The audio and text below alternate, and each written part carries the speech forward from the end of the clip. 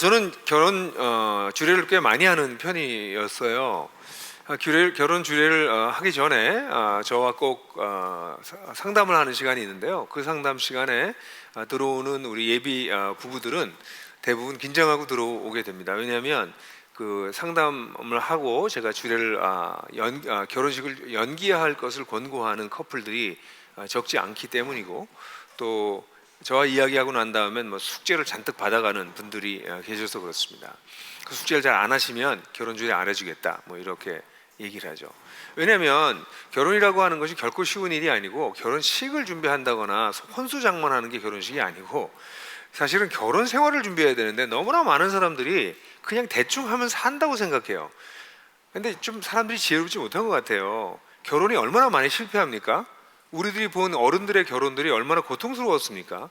그럼 쉽지 않은 건데 나도 그냥 하면 된다고 생각하는 그 천진난만한 용기는 어디서 오는지 잘 모르겠어요. 그래서 저는 이제 같이 얘기하면서 이 사람을 잘못 만났다, 그런 건 거의 없어요. 얼마나 준비가 됐느냐가 중요하기 때문에 그 얘기를 많이 나누는데, 굳이 빨리 결혼해야 됐다는 사람들이 있어요. 뭐 입이 이만큼 나오기도 하고요, 막 화가 나기도 하고 그래요. 막 결혼식 날짜 잡아놨는데 저는 안 된다, 준비 안 됐다 이러니까 싫어해요. 그래서 제가 마지막으로 하는 얘기가 있습니다. 제가 이런 얘기를 합니다. 우리 형제 자매는 눈에선 지금 막 하트가 뿅뿅뿅 떨어지는데, 내가 보기엔 당신들 인생을 그냥 300만 원짜리 중고차로 생각하는 것 같아. 제가 그렇게 얘기를 해요. 그건 무슨 말씀이세요? 그래요. 만약에 이 얘가 별로 좋지는 않다만 여러분들의 당신들의 인생이 한 1억 5천 내지 2억 되는 아주 훌륭한 차라고 생각하면, 첫째 그 차를 당신들이 이제 몰게 될 거라고 생각하면 운전을 먼저 잘 연습해서 운전 기술을 익힐 거야. 그리고 차에 대해서도 공부를 하지 않겠어? 그게 얼마나 고급차인데. 그래서 그 차에 대해서 다 준비하고 난 다음에 그 차를 아마 몰기 시작할 걸. 근데 300만 원짜리 중고차면, 미안해, 똥차면 그냥 몰고 나가도 되지, 뭐 좀 긁혀도 되고 아무데나 갖다 세워놔도 되고. 당신들 인생이 똥차야? 제가 그렇게 얘기를 해요. 근데 저는 오늘 여러분들 결혼을 준비하고 있는 분들을 위해서 이 얘기를 하고 있는 것이 아니고요, 얼마나 많은 그리스도인들도 비슷하게 생각하는지 몰라요. 크리스찬 라이프가 엄청난 삶입니다. 그런데 크리스찬 라이프를 배우질 않고 그냥 일요일에 교회나 한번 오면 된다고 생각해요. 요즘은 그냥 뭐 일요일에 교회도 안 와요. 이제는 그냥 유튜브 켜서 그냥 TV 이렇게 보고 이렇게 시청하고, 뭐 식기도나 좀 하고, 뭐 헌금이나 좀 계좌로 보내고, 그러면 그게 크리스찬 라이프라고 생각하십니까? 그건 똥차 크리스찬 라이프죠. 크리스찬 라이프는 대단한 것입니다. 이 놀랍고 대단한 라이프를 배우려 하지도 않고 연습도 하지 않고 그냥 대충 살아버리니까 오늘날 여러분들이 광장에서 나타나고 있는 끔찍한 일들이 벌어지고 있는 것입니다. 분별력이라고는 전혀 없고, 세상을 영향을 끼치기보다는 세상을 꼭 닮은 그런 모습의 크리스찬과 교회가 양산되고 있는 게 오늘의 모습이에요. 여러분, 얼마나 안타까운지 모르겠어요. 저는 그리스도인의 삶이란 잘 배우고, 그래서 잘 배워서 잘 누리는 것이 그리스도인의 삶이라고 생각을 해요. 오늘 우리가 읽으려고 하는 성경 본문은요, 다 읽지 않고 맨 앞 첫 번째 한 단어만 읽겠는데요, 베드로전서 1장 13절. 그럼 어떻게 시작합니까? 그러므로 이렇게 시작합니다. 그러므로. 여러분, 그리스도인의 신앙생활은 그러므로의 신앙생활이에요. 왜냐하면 이제 신앙생활에 대한 이야기를 베드로가 할 건데요, 베드로가 이 얘기를 하기 전에 1절부터 11절, 우리가 조금 전에 읽었던 12절까지, 지난주까지 다뤘던 12절까지 하나님께서 얼마나 놀라운 축복을 우리를 위해서 행하셨는지를 먼저 이야기합니다. 그 축복을 얘기하고 난 다음에 그리고 난다, 그러므로가 나와요. 기독교의 신앙은 그러므로의 신앙이에요.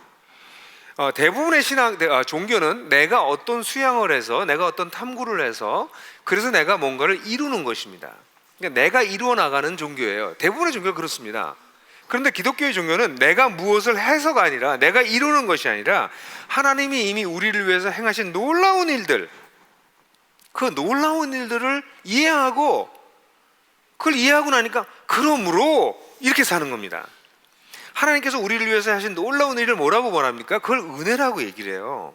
이런 놀라운 은혜를 받았으니 그러므로, 그 다음에 크리스찬 라이프가 시작되는 겁니다. 이거는 베드로만 이렇게 한 게 아니고요, 바울도 이것을 아주 자주 이런 방식으로 논리를 전개하는데, 뭐 대표적인 게 로마서 아니겠어요? 로마서 1장 1절부터 9장까지 하나님께서 우리를 위해서 무슨 일을 하셨고 역사 속에서 무슨 일을 하고 계신지를 쫙 설명을 하고 난 다음에 12장 1절에 그러므로 형제들아 내가 하나님의 모든 자비하심으로 너희를 권하노니 너희 몸을 하나님의 기뻐하시는 거룩한 산제사로 드려라. 그렇게 하면서 12장부터 16장까지 어떻게 산제사로 우리의 삶을 드릴 수 있는지에 대한 구체적 얘기를 하는데, 이 연결하는 단어가 뭐예요? 그러므로예요. 다시 말합니다, 여러분. 우리 그리스도인의 삶은 그러므로의 신앙이에요. 그러니까 오늘도 실제로 이제 1장 13절부터 2장 4절까지 5개의 명령어가 나오거든요. 그리스도인들이 거듭난 자로서, 또는 우리 지난주에 살핀 대로면 구원을 받고 있는 자로서 이러이러한 삶을 사세요 라고 5가지 명령어를 하는데, 그 5가지 명령어가 갑자기 튀어나오는 것이 아니라 그러므로, 하나님께서 이렇게 놀라운 일을 여러분을 위해서 하셨으니까 그러므로 이렇게 나오는 겁니다. 그래서 오늘 우리가 읽으려고 하는 본문은, 제가 여러분들 이 본문을 다 한꺼번에 다뤄서 5개의 명령을 한꺼번에 다루면 나름대로 종합적이어서 좋겠다 생각해서 그렇게 좀 밀어붙일까 했는데, 이건 도저히 그렇게 하면 안 되겠다. 사실은 지금 여러분들하고 살피는 이 설교는 저에게 시간을 허락해 주신다면 5번 설교할 수 있는 본문입니다. 내가 한 번으로 하려다가 도저히 안 된다. 이제 2번으로 나누게 됐어요. 여러분, 이 본문을 보시면 여기 5개의 명령어가 나오는데요. 제가 여러분들 그냥 줄을 좀 쳐놨어요. 그 강의안을 보시면 첫 번째는 13절에 은혜를 소망하십시오가 첫 번째입니다. 두 번째는 거룩하여 주십시오가 두 번째입니다. 15절이죠. 그 다음에 17절에 가서 경외심을 가지고 사십시오 이렇게 나와요. 그 다음에 22절에 마음으로 뜨겁게 서로 사랑하십시오 22절에 끝에 나오죠. 그리고 난 다음에 2장 2절에 영적이면 순수한 젖을 갈망하십시오 이렇게 5가지의 명령어가 나와요. 사실 이 명령어를 키워드로 얘기하자면 첫 번째는 소망, 두 번째는 거룩, 세 번째는 경외, 네 번째는 사랑, 그리고 5번째는 성장, 이렇게 얘기할 수 있어요. 근데 이 본문도요, 오늘 그냥 간단히 살피면 이게 좀 복잡하게 보이는데요. 복잡하게 보이는 이유가 이 베드로 사도가 이런 얘기를 하다가 자꾸 본론에서 벗어나는 다이그레션, 자꾸 옆으로 약간 빠졌다가 들어오는 구절들이 있어요. 예를 들어서 20절부터 21절은 그리스도를 얘기하다가 그리스도를 설명해요. 막 그리스도에 대한 설명을 하느라고 2절을 또 써요. 밖으로 빠져나왔다가 다시 돌아와요. 그리고 말씀을 얘기하는 9절에서 23절에서 말씀을 얘기하고 난 다음에 24절 25절에서 또 이 말씀을 설명하기 위해서 또 다이그레션에 또 밖으로 빠져나왔다 들어와요. 그러니까 이거를, 이 구문 구조를 제대로 읽지 못하시는 분들은 이게 굉장히 복잡하게 느껴지게 되는데, 만약에 여러분들이 제가 말씀드린 대로 20절부터 21절 또 24절부터 25절을 가로로 쳐버리고 읽지 않으시고 나머지 읽어버리시면 5개의 명령어가 매우 균등하게 되어 있는 게 나타날 거예요. 근데 제가 왜 이렇게 복잡한 얘기를 하냐면, 사도 베드로는 이미 하나님께서 하신 놀라운 일을 설명하고 그러므로 하고 5개의 명령어를 얘기하면서도 5개 중에서도 그리스도가 나오면 또 그리스도에 대한 설명을 해요. 그분이 어떤 분인지, 또 말씀을 얘기하면 또 말씀이 어떤 부분인지. 이게 뭐예요? 기독교의 신앙이 그러므로의 신앙이에요. 진리를 깨달았기 때문에, 진리가 이러이러하기 때문에 그러므로가 밤낮 나오는 거예요. 그러니까 베드로가 이렇게 지금 여기서 얘기하고 있는 것입니다. 근데 이 5가지를 잘 보게 되면 사실은 그리스도인들의 새로운 기대, 새로운 추구, 새로운 관점, 새로운 관계, 새로운 에너지원, 이렇게 5가지를 얘기해 주고 있거든요. 여러분들 기억하세요? 거듭남이라고 하는 종합선물 세트 속에 있었던 5개의 대단한 선물을 기억하시죠? 그 5개의 선물처럼 이번에는 5개의 명령어가 여기 이어서 나오고 있는 것이죠. 그래서 그 성경 구절을 여러분들하고 다 읽진 않겠어요. 제가 너무 감사한 거는 우리 성도들 가운데 몇몇 분들은 제가 지금 설교하는 걸 가지고 정말 열심히 베드로전서 공부하시더라고요. 그래서 저한테 이 번역본을 끝까지 다 번역을 한 걸 빨리 좀 달라, 그렇게 말씀하시는 분들이 계셔서, 근데 죄송하게도 제가 번역을 계속 고치고 있어요. 계속 공부를 하면서. 그래서 번역본은 올해 12월 달에 나올 계획입니다. 이제 완성된 번역본은 조금씩 뉘앙스를 어떻게 해서든지 원문에 가깝게 고치느라고 그러는데요. 그래서 여러분들 지금 나와 있는 거 열심히 보시고요. 다른 성경 당연히 저의 번역보다 더 훌륭합니다.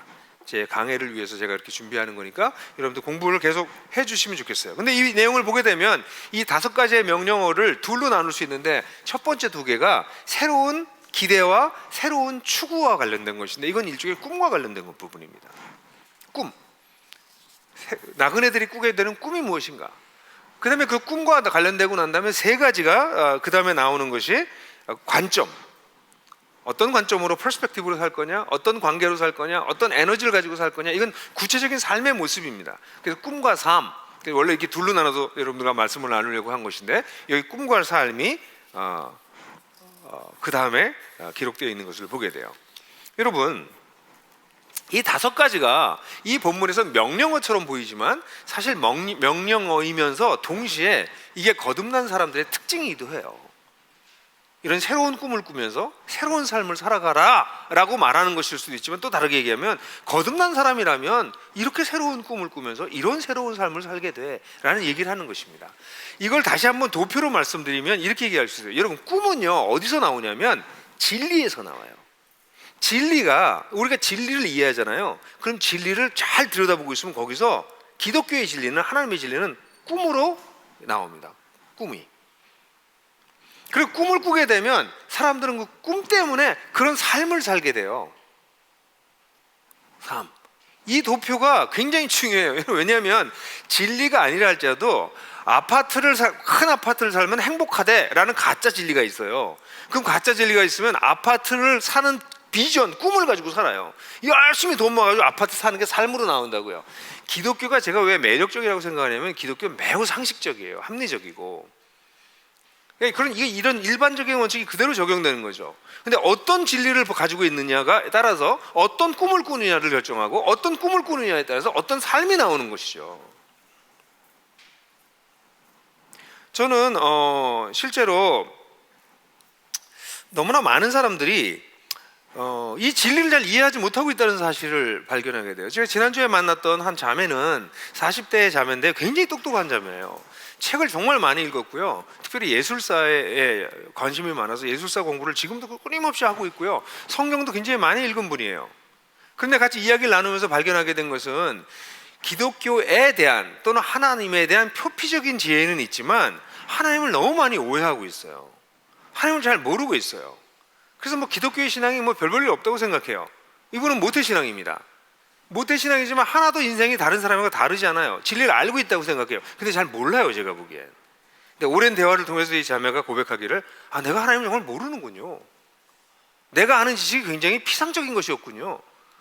그 생각에 다다르게 돼서 제가 얼마나 기뻤는지 몰라요. 왜냐하면 진리를 알게 되면 사람들이 꿈을 꾸게 되거든요. 제가 지난주에 만났던 한 30대 청년이 있습니다. 이 청년은 꿈이 없어요. 그냥 행복한 게 꿈이에요. 쾌락을 추구하고 살아요. 근데 이 친구도 물론 크리스찬이 아닙니다. 근데 쾌락과 행복을 추구했지만 굉장히 현재 불행한 상태에 있어요. 30대 중반에 이르렀는데 그 불행함이 아주 극도에 달한 상태에 와 있어요. 그래서 제가 기독교를 소개했더니, 기독교에 대해서 얘기하는 게, 그러면 내 쾌락이 없어지잖아요. 내가 행복해지지 않잖아요. 기독교를 너무 잘못 알고 있는 거죠. 그래서 꿈이 없는 30대를 보면서 그러니까 삶이 참 너무 저렇게 불행할 수밖에 없겠다. 너무 안타까운 거죠. 여러분, 기독교는요, 교회에 와서 뭔가 세상이랑 등지고 공중에 떠서 구름 위에서 무슨 아주 신령한 어떤 개념을 가지고 얘기하는 게 아니라 우리의 삶에 대한 것입니다. 우리가 살고 있는 세상에 대해서 하나님께서 뭐라고 말씀하시는지, 그 진리가 진리이기 때문에 그 진리를 갖게 되면 우리는 어떤 일이 벌어져요? 꿈을 꾸기 시작해. 뭘 추구하게 생각하고 뭘 새로운 기대가 생기는 거죠. 그러니까 사람들이 그렇게 사는 거예요. 이건 너무나 자연스럽고 당연한 것입니다. 근데 진리를 이해하지 못하면 꿈을 갖지 못해요. 다른 진리, 기독교가 아닌 다른 것에 기초한 꿈을 꾸기 시작하겠죠. 그럼 삶은 이상한 삶이 나오죠. 그래서 수많은 사람들이 하나님을 믿는다고 얘기함에도 불구하고 하나님을 믿지 않는 사람들하고 삶의 모습이 똑같은 이유는 그들이 꿈이 없어서 그래요. 꿈이 없는 이유는 진리를 몰라서 그래요. 그러니까 여러분들이 오늘 여러분들하고 같이 우리가 살펴봤잖아요. 여러분들 지난주에도 얘기했잖아요. 우리가 거듭났다는 거, 거듭남 속에 비밀이 뭐고, 그걸 말미암아 얼마나 큰 감격이 있고, 그런 사람들이 어떤 역사 의식을 가지고 있고, 그게 얼마나 깊어져 있느냐, 그게 진짜냐에 따라서 여러분들이 꿈이 기독교적 꿈, 성경적 꿈이 있을 수도 있고 없을 수도 있어요. 꿈이 안 생기면 삶이 안 변합니다. 모두 고역입니다. 근데 꿈이 생기면 고역이 아니라요, 즐거움이 되는 거죠. 기쁨이 되는 거죠. 그래서 오늘 본문도 마찬가지예요. 이게 5개의 명령어가 나오는데 5개의 명령어 하나하나가 이야기할 게 너무너무 많은 부분이에요. 그래서 오늘 우리가 전반적으로 함께 나눌 수 있는 얘기들을 이 2가지를 얘기할 텐데, 우리의 꿈과 우리의 삶은 이게 어떤 의미에서 반복적으로 깊어지게 됩니다. 더 많이 진리를 알게 되면 꿈이 더 선명해지고, 꿈이 더 선명해지면 삶이 더 분명하게 나타나고, 그러면 내가 알고 있었던 진리가 진짜 그렇네, 진리가 더 선명하게 보이고, 그럼 꿈도 더 구체적이 되고, 그럼 삶은 더 실제적으로 나오고, 이게 계속 깊어지는 거예요.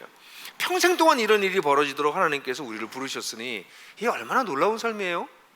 그런데 기독교를 그냥 교회나 가는 걸로 생각하고 있으니 기독교의 삶은 그냥 똥찬 거죠. 죄송해요, 이렇게 표현해서. 하나도 중요하지 않아요. 여러분, 그렇게 살지 않으시면 좋겠다는 생각이 저의 마음에 가득해요. 그래서 오늘 여러분들하고 같이 오늘 먼저 2가지, 오늘은 꿈에 대한 얘기를 하는데요, 새로운 기대, 소망이 생겼다는 거죠.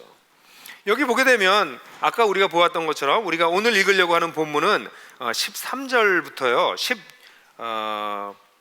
16절까지거든요. 그래서 오늘 한번 13절부터 16절까지는 먼저 같이 읽고 우리의 소망과 우리 새로운 우리의 추구에 대해서, 기대와 추구에 대해서 같이 나누려고 그래요. 같이 한번 읽어보겠습니다. 시작. 그러므로 여러분은 마음의 허리를 동이고 온전히 정신을 차려서 예수 그리스도께서 나타나실 때에 여러분에게 가져오실 은혜를 소망하십시오.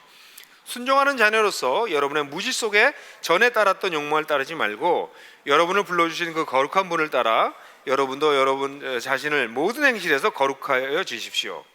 왜냐하면 내가 거룩하니 너희도 거룩하라고 기록되었기 때문입니다. 네. 여기 이 본문을 보게 되면 첫 번째 13절에 소망하라고 얘기를 해요. 근데 소망을 하라고 하는데 그 내용은 좀 나중에 보더라도 소망해야 될 이유가 그러므로 이렇게 시작됩니다. 이 그러므로는 당연히 아까 말씀드렸던 앞에 일어났던 하나님께서 하신 놀라운 일들, 은혜, 이 얘기입니다. 근데 그것만이 아니에요. 사실은 이 뒤에 이런 이야기를, 이런 은혜를 받은 사람들이 살고 있는 실존적 환경, 사회적 환경이 그 밑에 깔려 있어요. 뭐냐면 이런 놀라운 은혜를 받았지만 여러분들은 나그네군요, 여러분들은 임시 체류자군요 라고 하는 사회적 환경이 그 밑에 깔려 있는 것이에요. 그냥 은혜만 받았다면 그걸로 소망할 것을 특별히 할 게 없을지도 모르겠어요. 근데 우리가 살고 있는 세상이 어떤 세상이냐면 우리는 임시 체류자로 살아가고 있는 하나님이 없어 보이는 세상입니다. 당시의 정황은 AD 60년대가 막 지났을 상황이었을 것이고요. 네로의 박해가 시작되기 전입니다. 왜냐하면 베드로와 바울 다 네로의 박해 때 순교했기 때문에 그 직전 시간입니다. 이 상대에는 이미 예수를 믿는 사람들이 여러 가지로 불이익을 받거나 불편하거나 부분적 박해를 받고 있을 때였어요. 그때 이 편지가 쓰여졌거든요. 그리고 이 편지가 많이 읽혔던 네로 시대 이후에는, 특별히 네로 시대 때 같은 경우에는 네로가, 여러분 아시는 것처럼 로마에 불을 붙이고 난 다음에 이 불을 누가 붙였다고 얘기했냐면 그리스도인들이 붙였다고, 그래서 그리스도인들 희생양을 만들어서 그리스도인들을 아주 심각하게, 로마에 있는 사람들을 엄청나게 살육을 했거든요. 그러니까 실제로 말도 안 되는 오해를 받고 살육까지 당하는 일이 실제로 막 다가오고 있을 때 이 편지를 썼고, 이 편지를 읽고 있었던 많은 사람들은 실제로 그 고통스러운 과정을 지켜보거나 실제로는 그 대상이 되기도 한 그런 끔찍한 상황 속이었다는 거예요. 그러니까 여기 그러므로라고 하는 것은 하나님께서 우리를 위해서 이렇게 놀라운 일을 하셨으니까, 1장 1절 앞부분으로 돌아가고 우리를 이렇게 택하셨으니까 가 끝나는 것이 아니라 이 소아시아에, 하나님이 없어 보이는 세상에 흩어져 있는 나그네의 모습, 이기 때문에 우리가 소망하게 되는 거예요.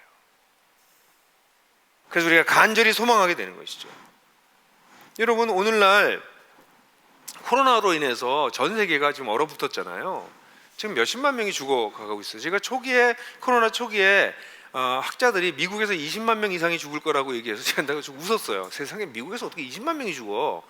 근데 지금 20만 명에 가까워져 가고 있습니다. 사망자 수가. 우리나라만 지금 사실 적은 것입니다. 코로나는 지금 보기에는 학자들이 얘기하기에는 이거 아주 안 좋은 소식인데 2025년에도 안 끝날 거라고 보는 사람들이 있어요.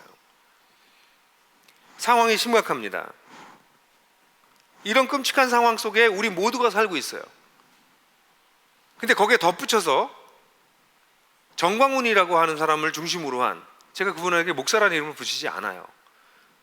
근데 정광훈이라고 하는 게 정광훈 사태라고 부를 수 있는 이런 일로 인해서 그리스도인들은 요즘 사회 나가서 또 온갖 이 감염 문제를 일으키는 것이 교회가 전부 그러진 않아요. 정부가 좀 너무하다라는 생각할 정도 교회를 지목해서 얘기하고 있는 면이 있어요. 그럼에도 불구하고 교회에 많은 사람들이 모이기 때문에 감염의 원인이 되는 것 또한 사실이에요. 이런 걸로 인해서 지금 한국의 사회에 있는 사람들은 기독교는 한국 사회에 불필요한 존재가 아니라 사회 악이다라고까지 생각하고 있어요. 끔찍한 상황이에요. 이건 부당하다고 저는 생각하나 이런 어려움을 당하고 있어요. 그리스도인들이 요즘은 식당 같은 데 가서 기도하면서 밥 먹기가 힘들대요. 그런 느낌이 든대요. 친구들에게 전화 와서 야 너도 교회 다니냐? 너 교회 이번에 비대면으로 했냐? 대면으로 했냐? 이거 물어본대요 친구들이.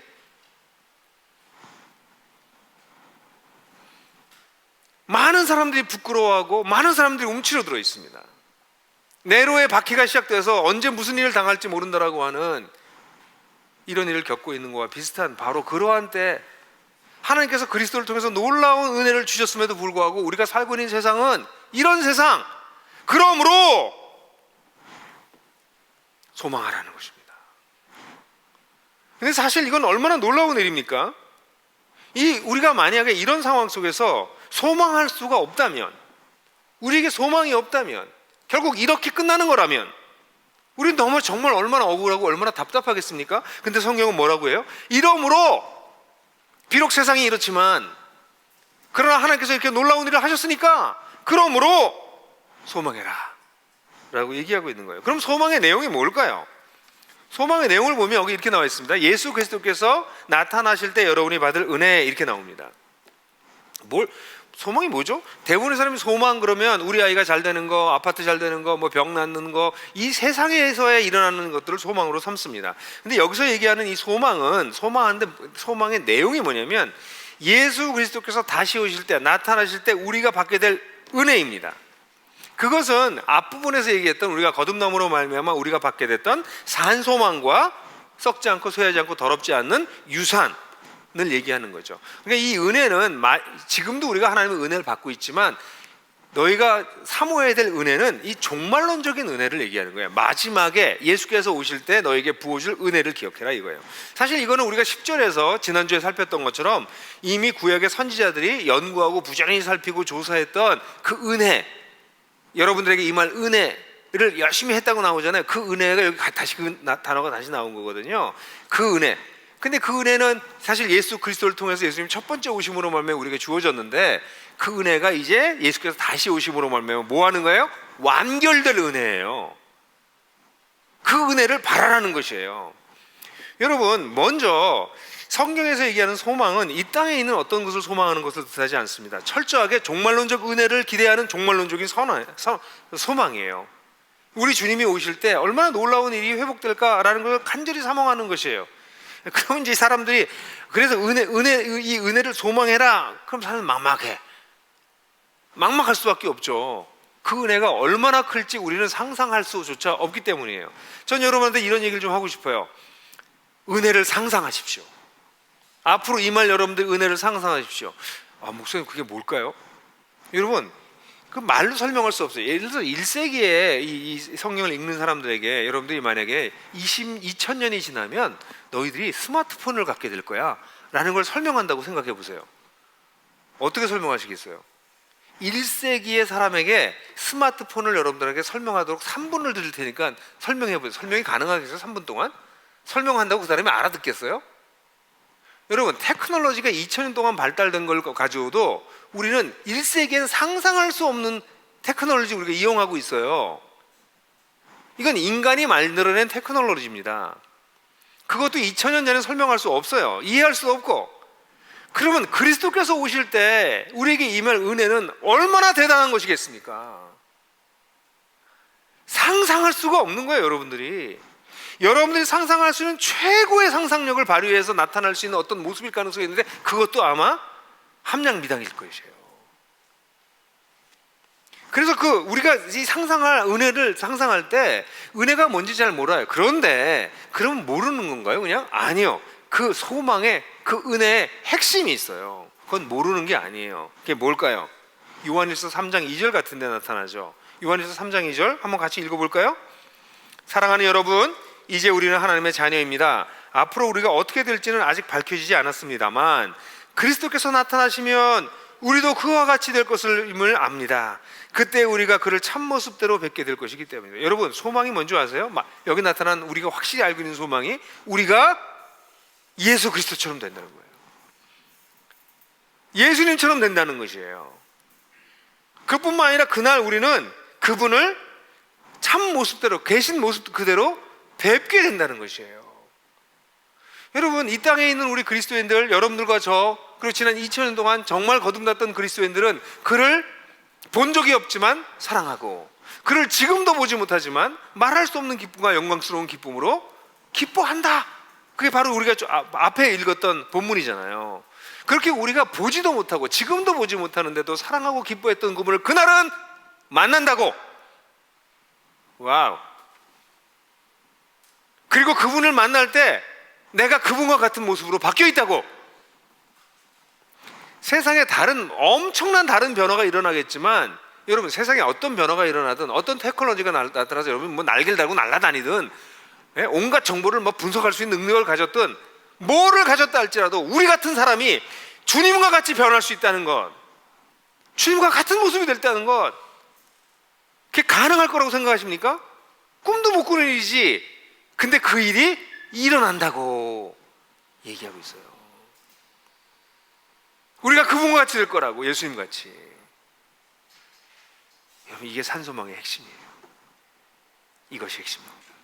그 다음에 나타난 나머지 것들은 우리가 쓰는 스마트폰이 얼마나 발전된 형태로 존재할지, 우리가 쓰고 있는 노트북들이 어떤 식으로 이 매체가 발전할지, 이거 다 좀 발전할 거라고 보거든요. 근데 그런 건 너무나 사소한, 너무나 비본질적인, 우리가 얼마나 풍요로운 집에서 살고 얼마나 아름다운 음악을 듣고 얼마나 맛있는 음식을 먹고, 그런 건 너무나 웃기는, 이 본질은 여기 있어요. 주님을 만나게 될 거고 우리도 주님과 같이 될 거라는 거예요. 이런 소망은 요한 사도만 가지고 있었던 것이 아니라 베드로 사도도 이 얘기를 계속해서 하고 있고요. 이번엔 바울 사도로 가볼까요? 바울 사도는 고린도전서 13장 12절에서 같이 한번 읽어볼까요? 시작. 지금은 우리가 거울로 영상을 보듯이 희미하게 보지만은 그때에는 얼굴과 얼굴을 마주하여 볼 것입니다. 지금은 내가 부분밖에 알지 못하지만은 그때는 하나님께서 나를 아신 것과 같이 내가 온전히 알게 될 것입니다. 여러분, 뭐예요? 지금 우리는 어떻게 되고 있어요? 옛날 거울은 지금과 같이 거울이 아니라 동판을 사용했기 때문에 이게 희미했어요. 그래서 정확하게 안 보였습니다. 그래서 희미하고 이게 약간 굴곡지고 정확하지 않은, 그렇게 보는 것처럼 지금 부분적으로밖에 볼 수 없지만, 희미하고 부분적이지만 그때는 얼굴과 얼굴을 마주해서 보는 것처럼 보게 될 것이고, 그때는 우리가 그리스도께서 그때는 지금은 부분밖에 알지 못하지만 그때는 하나님이 나를 아신 것처럼, 그건 뭐예요? 완벽하게 아신다는 거잖아요. 하나님 나를 완벽하게 아시는 것처럼 나도 알게 될 것이다. 온전히 알게 될 것이다. 무엇을요? 하나님과 하나님께서 만드신 세상을 온전히 알게 될 거라는 거예요. 여러분, 우리 이해하지 못하는 게 얼마나 많나요? 세상을 보면서 우리가 아는 게 얼마나 부분적인가요? 우리가 안다고 말할 게 뭐가 있나요? 이번에 의료파업 한번 살펴보세요. 얼마나 복잡하게 그게 복마전처럼 그게 얽혀져 있는지. 누가 안다고 얘기하겠어요? 전 정부도 문제고 의사협회도 문제고 전공의도 문제고, 거꾸로 얘기하면 정부도 맞고 의사협회도 맞고 전공의도 맞고. 이걸 제대로 알 수 있습니까, 여러분? 물론 제대로 알기 위해서 우리 열심히 신문을 보고 열심히 글들을 읽어서 전체로 종합해야 될 의무가 우리 그리스도인들에게 있어요. 그럼에도 불구하고 우리가 아는 것은 진짜 부분적이에요. 그리고 어느 입장에 있느냐에 따라서 자기 얘기만 해요. 그러니까 결국 문제는 해결되지 않을 거고, 지금 봉합했다 할지라도 나중에 문제는 다시 터질 거예요. 이게 우리가 살고 있는 세상이에요. 우리가 이 세상에서 아무리 지식이 있다 할지라도 모든 것을 부분적으로 알고 있어요. 근데 그날에는 모든 것을 알게 된다는 거예요. 이거를 하박국 기자 같은 경우에는 뭐라고 표현하고 있어요? 물이 덮음같이 하나님을 아는 지식이 온 세상에 가득하리라. 여러분 요즘 막 비가 많이 와서 물폭탄 쏟아지면 그냥 온 세상이 물같이 돼버리잖아요. 예? 보이는 건 다 비밖에 안 보이고 물밖에 안 보이잖아요. 근데 그날에는 하나님을 아는 지식이 온 세상에 가득하게 될 거예요. 이게 뭐예요? 하나님을 통해서 온 세상을 이해하게 된다는 거예요. 하나님을 통해서 온 세상을 제대로 이해하게 된다는 것이죠.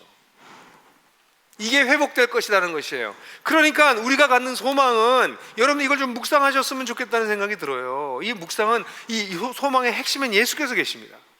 나도 예수처럼 변합니다.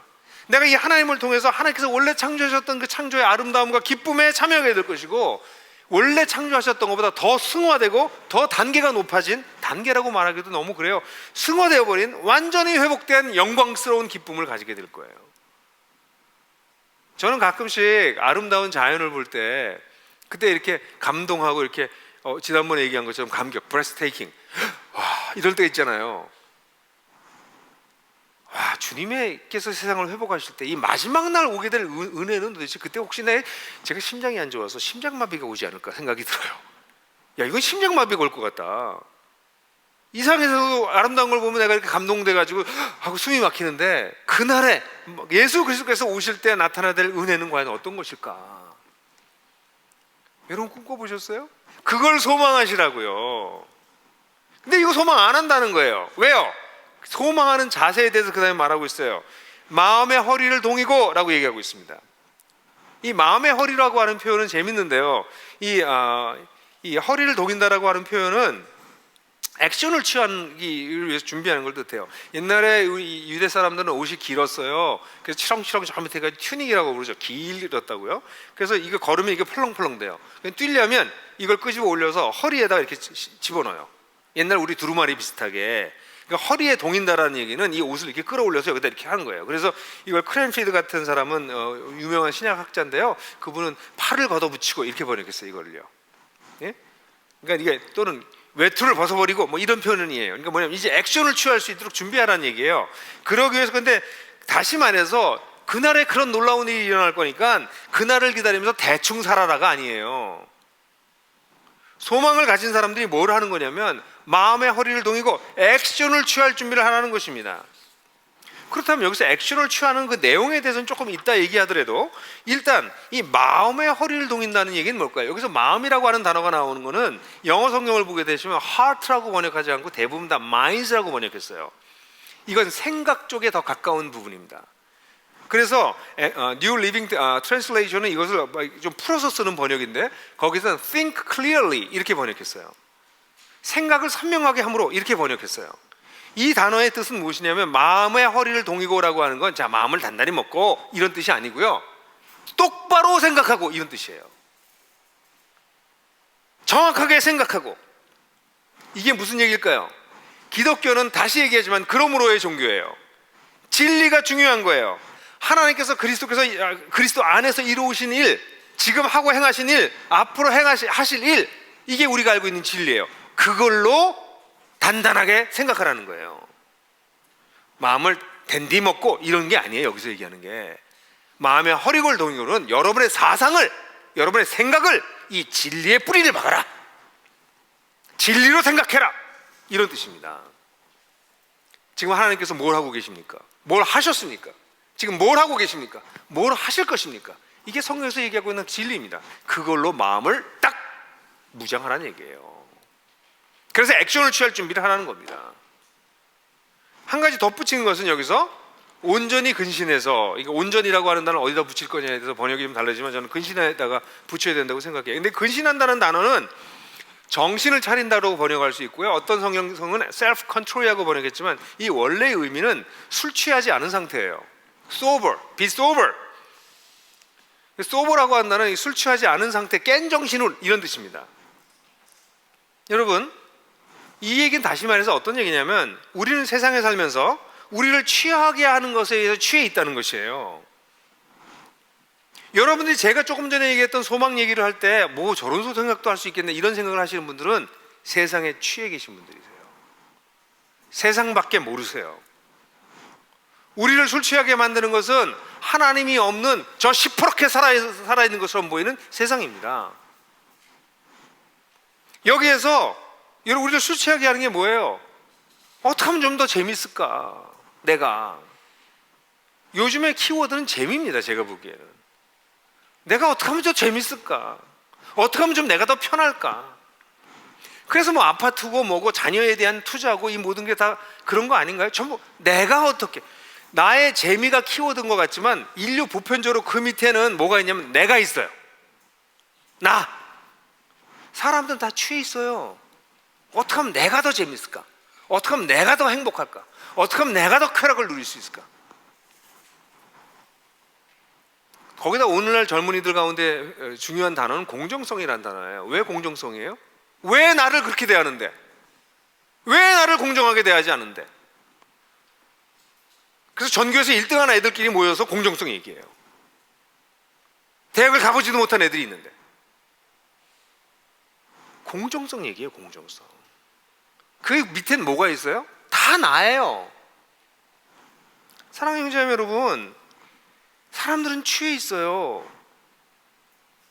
나는 중요해요, 여러분. 그런데 이렇게 얘기를 하셔야죠. 세상 사람 모두가 중요해. 그 중에 나도 중요해. 그건 맞는 얘기죠. 근데 이게 취하게 되면 딴 사람은 모르겠어. 내가 제일 중요해. 우리 그룹이 제일 중요해. 우리 이익 집단이 제일 중요해. 우리 당이 제일 중요해. 그 속엔 나밖에 없는 거죠. 저는 이 팬데믹 상황이, 그리고 지금 기후의 위기의 상황이, 그리고 지금 여러분들 가계 부채가 계속 늘어나고 국가 부채가 늘어나고 한국 세계 경제는 결국은 심각한 위험에 다다를 거라고 대부분 사람들이 생각하면서 그냥 화폐량을 늘리면서 통화량을 늘리고 뭐 이러면서 지금 막 버티고 있는데, 이게 언젠가 문제가 생길 거라는 건 대충 아는데도 불구하고 사람들은 그냥 이 속에서 오늘 나만 중요하면 되는 거예요. 근데 애 가진 사람들은 조금 생각이 달라질걸요? 우리 애들은 과연 잘 살 수 있을까? 염려가 되기 시작하는 거죠. 우리는 살 만큼 살았으니까 이렇게 가도 뭐 할 수 없지만 얘네는 괜찮을까? 근데 그런 생각도 안 하는 거죠. 많은 사람들은 다음 세대에 대한 생각도 하지 않아요. 그냥 내가 오늘 여기서. 사랑하는 형제 여러분, 저는 사람들이 취해 있다고 생각해요. 성공에 대한 집착, 물질에 대한 집착, 나의 쾌락과 재미에 대한 집착,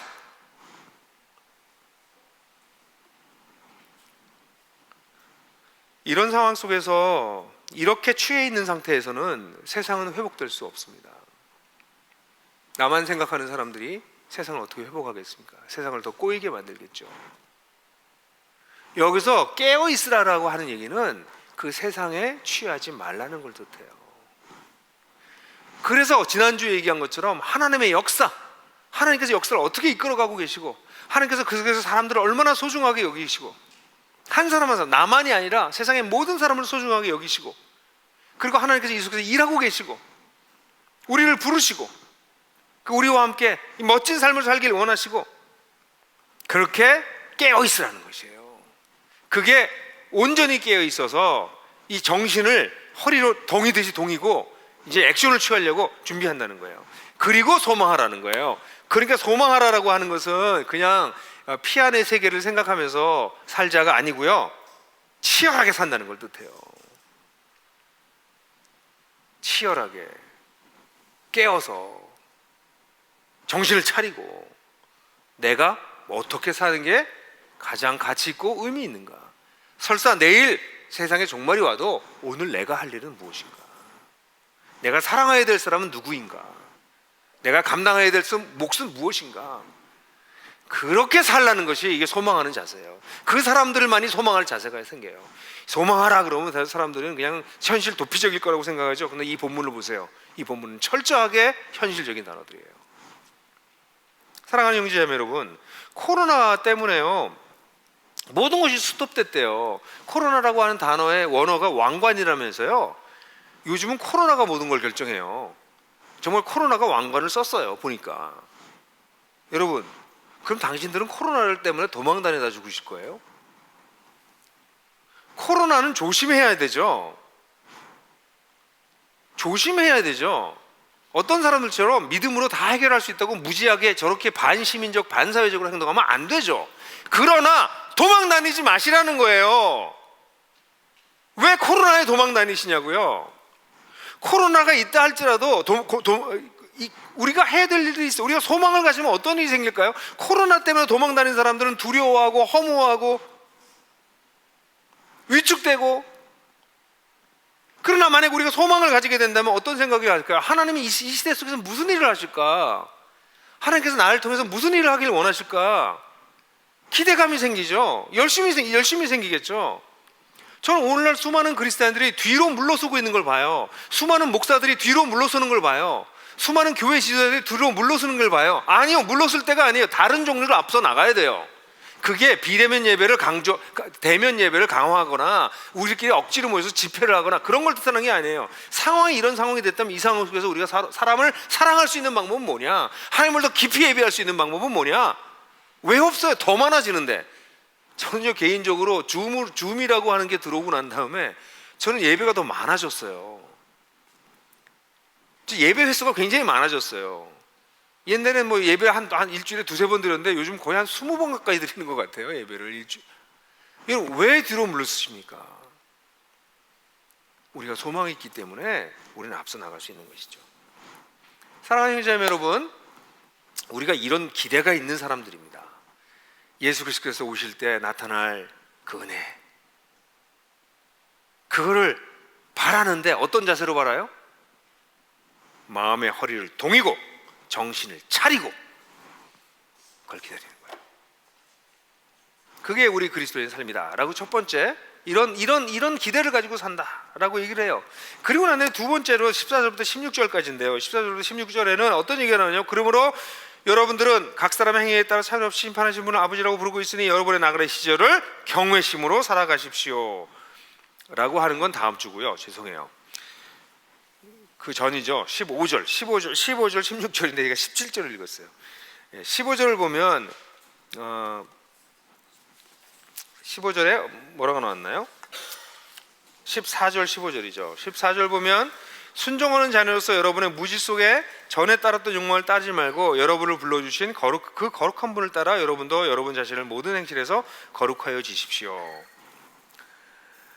여기 여러분 자신이 모든 행실에서 거룩하여 주십시오 그렇게 되는데 조사가 좀 잘못됐네요. 어쨌든 근데 여기서 보면 여기는 거룩이라고 하는 단어가 키워드인데, 거룩이라고 하는 단어를 얘기하면 일단 사람들은 이건 재미가 없다 이렇게 생각을 해요. 근데 거룩은요 재미없는 문제가 아니고요, 실제로는 누굴 따를 거느냐의 문제예요. 왜냐하면 이 본문을 보세요. 이 본문을 보게 되면 따르지 말고, 옛날에 여기 따랐던이라고 하는 말은 원문에는 없는데 번역상 그냥 집어넣어서 제가 가로를 친 거고요. 욕망을 따르지 말고, 그 다음에 두 번째는 그 거룩한 분을 따르지 말고 따라. 여기 따르지 말라고 하는 것은 이 단어는 로마서 12장 2절에 너희는 이 세대를 본받지 말고 할 때 그 단어랑 같은 단어예요. 신약 성경에 두 번밖에 나오지 않는 단어입니다. 따르지 말고 본받지 말고, 이게 비슷한 단어예요. 근데 여기 보면 우리에게는 사실은 두 가지의 우리가 추구할 게 있는 거예요. 하나는 여기 나와 있는 것처럼 무지 속에 과거에 따랐던 욕망. 여기 무지라고 하는 건 하나님을 모르는, 하나님이 없다고 생각하는 것을 대표하는 얘기예요. 하나님도 없고 하나님도 존재하지 않는다고 생각했기 때문에 그 다음에 남는 게 뭐예요? 나밖에 안 남고 나에게서 남는 가장 중요한 게 뭐예요? 욕망이에요. 내 욕망. 그 욕망이 제일 중요한 시대거든요. 근데 그걸 따를 거냐? 그게 에베소 2장 2절 3절에 나와 있는 내용들이죠. 그걸 따를 것이냐? 아니, 그게 아니라 하나님을 따라라. 그 거룩한 여러분들을 불러주신 그 거룩한 분을 따라라, 이렇게 얘기하고 있는 거죠. 이 문제는요, 거룩의 문제는 누굴 따를까의 문제이고, 그걸 다르게 얘기하면 자기 정체성의 문제예요. 나는 누군가?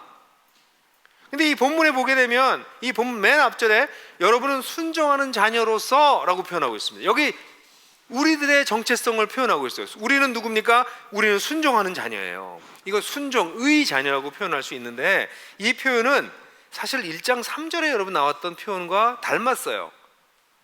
우리를 택하셨을 때 순종과 핏뿌림, 그리스도의 핏뿌림. 근데 그 순종이라고 하는 단어를 그리스도의 순종이라고 번역할 수 있어요.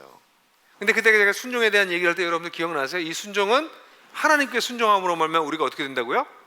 완전한 자유에 이르게 된다. 그래서 여기 순종하는 자녀라고 하는 것은 다시 말하면 참된 자유를 누리는 자예요. 하나님에게만 순종하기 때문에 다른 어떤 것도 나를 지배하지 않는, 돈도 명예도 내 쾌락조차도 나를 지배할 수 없는, 근심도 염려도 나의 침체도 나의 무기력도 그 무엇도 나를 지배할 수 없는, 오직 하나님만 지배할 수 있는 존재가 돼서 거기 뭐가 와 있어요? 자유가 있는 거예요. 진리를 알지니 진리가 너희를 자유케 하리라고 하는 말은 이런 뜻이에요. 그러니까 여기에 순종하는 자녀로서 그러면 기독교는 또 우리를 억압해 이렇게 생각하는 사람들은 기독교를 너무 모르는 사람들이에요. 하나님께 순종함으로 말미암아 완벽한 자유를 누리게 되는 거예요. 그러니까 이걸 만약에 그렇게 인본적인 것으로 바꾼다면 순종하는 자녀로서가 아니라 참된 자유를 얻은 자녀답게 이렇게 번역해도 틀린 말이 아니에요. 이게 같은 사상입니다. 여러분, 거룩의 문제는요, 순종한 자녀로 살 것인가, 전에 무지할 때 본받았던 그 욕망을 따라서 계속 살 것이냐, 자유함을 누리는 자녀로 살 것이냐, 아니면 욕망과 세상의 노예가 돼서 살 것이냐, 우리를 불러주신 그 거룩한 분을 따라 살 것이냐, 아니면 하나님 없는 세상을 따를 것이냐, 무엇을 따를 거냐의 문제가 거룩의 문제예요. 그럼 거룩은 도대체 뭐예요? 거룩의 궁극적인 목적은 뭘까요? 여기 보면 15절에 우리를 거룩하게 불러주신 분을 따라 이렇게 나왔는데 이것이 바로 하나님이 우리를 향해서 가지고 계신 궁극적인 목적이에요. 그게 뭡니까? 거룩의 내용이 뭐예요? 하나님을 닮는 것입니다. 여러분, 하나님 닮고 싶으세요? 아마 여러 가지 반응이 나올 거예요. 하나님 닮고 싶으세요? 그러면 하나님처럼 전능해져 가지고 여기저기 날아다니고 내가 하고 싶은 대로 마음대로 하고 뭐 이런 생각을 하는, 동화적 생각을 하는 분들이 혹시 계신가요? 하나님 닮고 싶으세요? 그러면 대부분의 사람들은 그게 뭔데요? 하나님을 닮는 게 뭔데요? 그게 가능한가요? 대부분의 사람은 하나님 모르세요. 하나님 닮는다는 것, 거룩에 이른다는 게 무엇인지 대부분 모릅니다. 대부분의 사람들은 거룩을 어떻게 생각하냐면 근엄함, 좋게 말해서, 나쁘게 말하면 배타적이고 옹졸함, 요즘식으로 얘기하면 재미없음, 노잼, 거룩이 그런 거라고 생각해요. 왜냐하면 하나님이 그러니까. 거룩은 하나님 자신의 모습입니다. 하나님 재미도 하나도 없고요, 하나님은 아주 근엄하고요, 아주 자기중심적이고 용졸하고요, 이런 신관을 가지고 있는 거예요. 그러니까 사람들이 거룩을 추구하지 않죠. 사랑하는 형제자매 여러분, 거룩은 하나님께 속한 모든 아름다움의 총체입니다. 선함, 아름다움, 사랑, 정의, 창의성, 긍휼, 자비, 이 모든 것이 총화입니다. 여러분, 인간은요, 놀랍게도 이런 걸 경험해보지도 못했는데도 아름다움, 정의, 사랑, 긍휼, 평화, 창조성, 재미, 쾌락, 이런 걸 다 제대로 경험해보지도 못하면서 그걸 본능적으로 추구해요. 왜 그런 줄 아세요? 그게 하나님으로부터 오기 때문에 그래요. 그리고 그 흔적이 우리에게 남아있기 때문에 우린 그게 뭔지도 모르면서 그걸 원해요. 하나님을 만날 때에만 이것이 완성될 수 있습니다. 하나님으로만 완성됩니다. 그렇기 때문에 하나님께서 내가 거룩하니 너희도 거룩하라 라는 말은 내가 근엄하니 나도 재미가 없으니 너도 근엄해지고 재미가 없게 살아, 그 뜻이 아닙니다.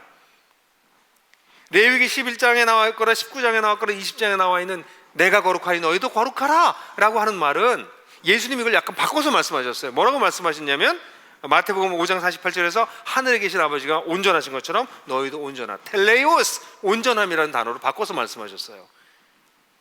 거룩해진다는 것은 온전해지는 것입니다. 모든 영역에서 온전해지는 것입니다. 우리가 여러분, 우리 교회에서 열심히 제자 훈련하고 있는 풍성한 삶의 기초, 풍삼기라고 있는 풍삼기는 네 가지 관계로 되어 있잖아요. 하나님과의 관계, 자신과의 관계, 공동체와의 관계, 세상과의 관계. 그래서 그게 500페이지나 넘지 않습니까? 500페이지 동안 무슨 얘기하고 있어요? 500페이지가. 그 1시간짜리 강의를 들으면 24번을 들어야 되는, 24시간 강의를 들어야 되는 엄청난 양이 뭘 얘기하고 있어요? 이 온전함에 대해서 얘기하고 있는 거예요. 그리스도 안에서 온전함이 된다는 것. 그리스도 안에서 온전케 된다는 게 무엇입니까? 그게 거룩해지는 것입니다. 거룩은요, 실인즉 여러분들과 제가 간절히 바라는 거예요. 나도 그런 사람이 됐으면, 나도 그렇게 균형 있는 사람이 됐으면, 나도 그렇게 성숙한 사람이 됐으면, 나도 그렇게 깊은 사람이 됐으면 하고 여러분들이 막연하게 바라고 있는 것을 하나님께서는 그리스도 안에서 완전하게 이루셨고, 그 온전함에 우리를 초대하고 계시는 거예요. 하늘에 계신 아버지가 온전하신 같이 너희도 온전해라. 제가 아까 만났던 그 30대 중반의 청년은 아직 결혼하지 않은 친구인데요, 정말 쾌락을 여러 가지를 많이 추구하고 있어요. 제가 다 여기서 설명하기엔 진짜 쾌락이 너무 적나라해서 그 얘기를 다 못하겠어요. 그냥 상상하세요. 그런 쾌락을 추구해요. 나보고 그런데 그런 쾌락을 추구하다가 굉장히 좀 불행을 경험하고 있어요. 그래서 제가 그 친구하고 얘기를 하면서 목사님 삶은 재미없지 않냐 이런 식으로 얘기를 해요. 그래서 아니 난 되게 쾌락이 많은데, 일단 목사의 입에서 쾌락이라는 단어가 나오니까 좀 깜짝 놀라는 것 같아요. 제가 그렇게 얘기했습니다. 나는 있잖아. 근데 그 친구에게만 얘기하는 게 아니라 제가 많은 사람에게 얘기하지만 나는 크리스천 헤도니스트야 이렇게 표현합니다. 헤도니스트는 쾌락주의자라는 뜻입니다. 나는 크리스천 쾌락주의자야. 저는 저 자신을 그렇게 생각해요. 왜냐하면 모든 쾌락은 하나님께서 주셨습니다. 이 쾌락을 본능적으로만 누리면 동물의 수준을 넘어가지 못하지만 이게 하나님의 방법으로 누리면 거룩에 이르게 됩니다. 쉬운 예를 들게요. 음식이 도대체 얼마나 대단합니까 여러분? 근데 음식을 과하게 먹으면 자기도 망가지고 딴 사람 것까지 뺏어 먹는 거거든요. 그건 추한 거죠. 그 음식을 먹을 때 어떻게 먹는 것이 하나님을 닮아서 먹는 것이냐 얘기할 수 있는 게 너무 많죠. 그래서 제가 그 형제는 주로 한 분야의 쾌락을 많이 추구하고 살아요. 뭔지 대충 상상할 수 있을 거예요. 그래서 제가 그 얘기를 좀 적나라하게 했어요. 나는 얼마나 그 분야에서 쾌락을 누리고 있는지 아냐? 그뿐이 아니야. 그러면서 제가 그럼 당신은 언제 그렇게 쾌락을 느끼세요? 제가 그런 얘기해요. 난 사람과 사람이 진정으로 소통될 때, 진실이 맞닿다고 느껴질 때 그때 전율을 느낀다 나는. 근데 이 친구는 그런 걸 경험해 본 적이 별로 없거든요. 근데 사실 저는 그걸 거의 매주 순간순간 많은 경우에 사람들과 그런 커넥션이 이루어진 걸 느끼거든요. 그게 얼마나 큰 기쁨입니까?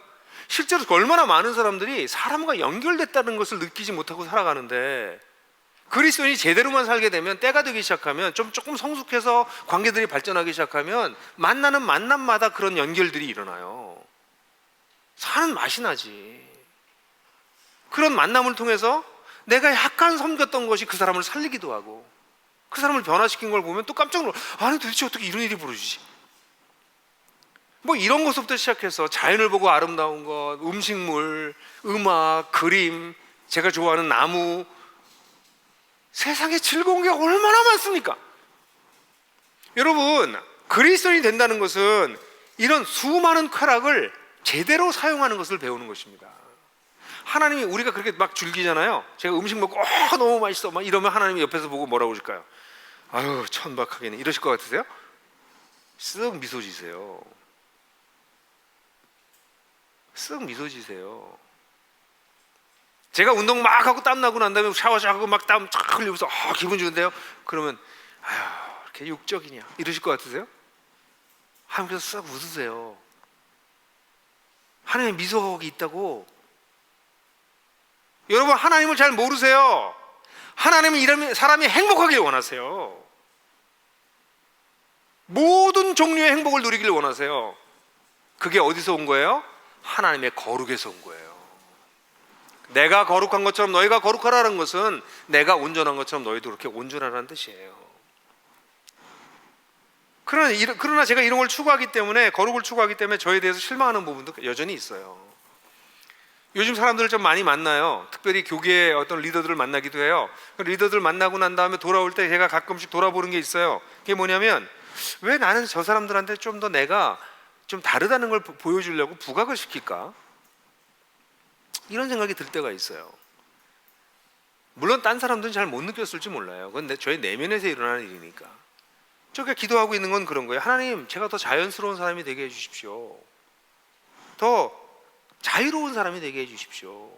저 사람들이 나를 어떻게 평가하는지 잘 보이려고 하지 않게 해주십시오. 그냥 나 그대로 더 편한 사람이 되게 해주십시오. 왜냐하면 하나님이 그러신 분이기 때문에. 여러분, 감히 우리 그렇게 얘기할 수 있을까요? 거룩이 나의 야망이다. 거룩이 나의 야망이다. 글쎄요, 저는 나이가 들어가면서 더욱더 뚜렷해지는 게 이겁니다. 결국 남는 거는 내가 주님을 닮은 것밖에 내 인생에 남는 게 없겠구나. 내가 책을 아무리 많이 써도, 내가 아무리 선한 일을 많이 해도, 내가 아무리 사역을 성공시켜도, 내가 우리 나들목 교회를 많이 도와서 네트워크 교회가 20개, 30개가 돼도 결국 나에게 남는 것은 그런 것들이 아니라 하나님을 닮아서 내가 온전해진 모습이, 나의 인격과 나의 삶의 그 부분이 결국 마지막에 남는 거겠구나. 그래, 이제야말로 내가 조금 더 순수하게 내 야망을 쫓을 때가 됐구나. 그런 생각이 좀 들어요. 사랑하는 형제자매 여러분, 거룩의 궁극적인 목적은 그분을 닮는 것입니다. 그렇다면 이 거룩의 영역은 이미 다 얘기했지만, 이 아까 봤던 건 따르지 말고 할 때, 이 따르지 말고 뭘 따르지 말고, 이 세상을 따르지 말고, 그때 뭐라고 나와요? 모든 행실에서 이렇게 나옵니다. 모든 행실에서. 여러분, 모든 행실에서. 그러니까 거룩의 영역은 어디에서 일어나는 거예요?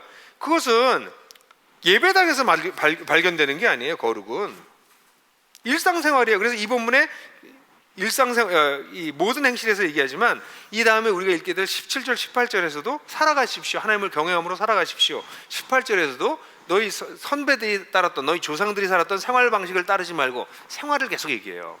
거룩은 어디에서 나오나요? 거룩의 영역이 어딘가요? 그것은 예배당이 아니고, 지금 여러분 예배드리고 있는 그곳이 아니고요, 어쩌면 우리 식탁에서, 침실에서, 혼자 있는 시간에, 회사에서, 학교에서, 거기에서 거룩이 나타나는 거예요. 일상생활에서, 사람들과 대화할 때, 아이들과 씨름할 때, 교회에서 일할 때, 살짝 거짓말을 하고 싶어질 때, 갈등이 일어나서 저 사람 한번 확 밀어붙이고 싶을 때, 또는 갈등을 풀려고 그러는데 고통을 겪을 때,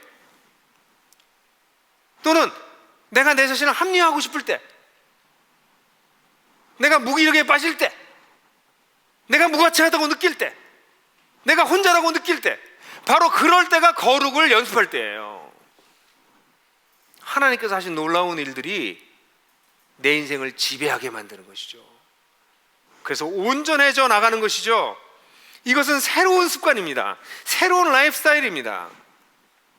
거룩을 추구하는 것은 우리 그리스도인들의 새로운 라이프 스타일입니다.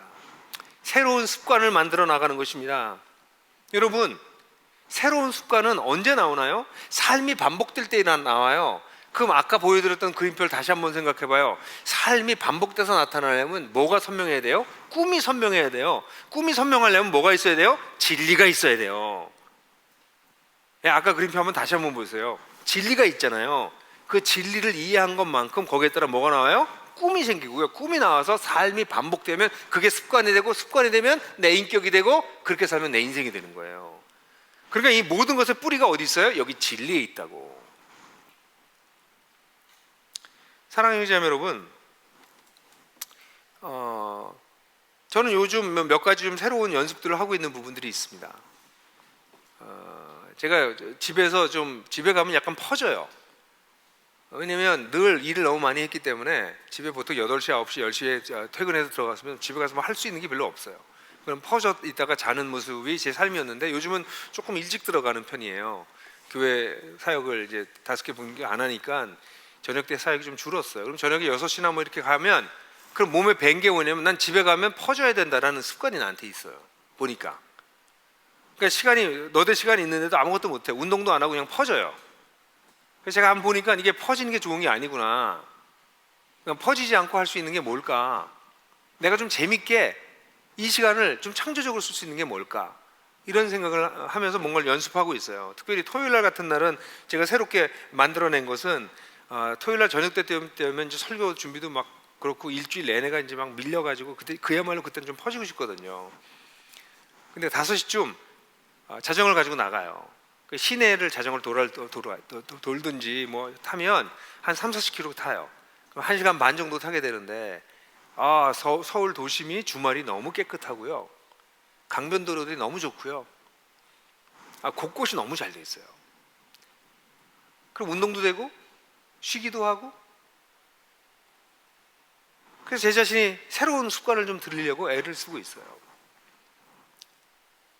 저녁 때 TV를 보고 쉬더라도 스쿼트를 좀 해볼까? 뭐 그런 것들이죠. 이 새로운 습관이죠. 사랑하는 유저님 여러분, 지금까지 무지할 때 지배하던 욕망을 따르던 삶을 살다가 이제는 거룩을 이루기 위해서 어떻게 삶을 살까 새로운 거룩을 추구하는 습관을 만들어 나가는 것, 너무 중요해요. 지난주에 이어서 예배에 대한 얘기를 한 번만 더 강조하고 싶어요. 여러분들이 예배를 드리는 모습을 보고 여러분들의 아이들이 예배는 저런 거구나 하고 배우고 있다는 걸 아셔야 돼요. 여러분들은 애들을 지금 망칠 수도 있고요, 아이들을 살릴 수도 있어요. 예배는 저렇게 그냥 시청하는 거네. 뭐 저가 딴짓도 하고 하나님이 뭐 없는 거구나. 결국은 하나님이 있어도 뭐 저런 거에 별로 관심이 없는 분이군. 이런 걸 보여주든지, 아니면 그 예배를 통해서 하나님을 찾는 모습을 직간접적으로 아이들이 보고 여기 뭐가 있네, 이거 함부로 하면 안 되는 거네, 이걸 간접적으로 알게 하든 그걸 반복하고 있는 거거든요. 지금 비대면 예배와 이런 방식의 우리의 영성을, 이 새로운 습관을 발전시켜야 될 때에 와 있어요, 여러분. 근데 지금 여러분들이 하고 있는 걸 반복하는 게 여러분 습관이 되고 그것이 여러분들의 인격이 되고 그것이 여러분의 삶이 될 거예요. 그래서 사랑하는 유저님 여러분, 예배를 비록 한 번을 드리더라도 정성껏 하나님 앞에 살아있는 예배를 드리려고 애를 쓰시는 게 좋지 않을까요? 너무나 당연하죠. 아침마다 큐티만 하고 집어 던졌던 분들이 큐티 이후에 그것을 예배로 이어가는 연습을 하는 거, 새로운 습관 좋지 않을까요? 여러분 직장에 들어가서 허겁지겁 일하는 것이 아니라 5분 정도 일찍 가서 5분 먼저 앉아서 침묵하고 하나님을 바라보고 그날 있을 일들을 주님께 의뢰하는 5분의 습관, 그게 하나님 닮아가는 방법 아닐까요? 부부싸움 할 때 그냥 말이 팍 튀어나가려고 하는 걸 심호흡 한번 하는, 그래서 하나님께서 내 배우자를 어떻게 바라보시는지 한 번쯤 생각을 더 해보는, 그게 거룩한 습관 아닐까요? 과거에 모를 때 욕망을 따르던 삶이 아니라 순종하는 자녀답게 우리를 부르신 그 거룩하신 분을 따라 모든 행실에서 거룩을 추구하는 것, 그것이 우리의 새로운 추구예요. 사랑하는 자매 여러분, 여러분도 어떤 꿈을 가지고 사세요?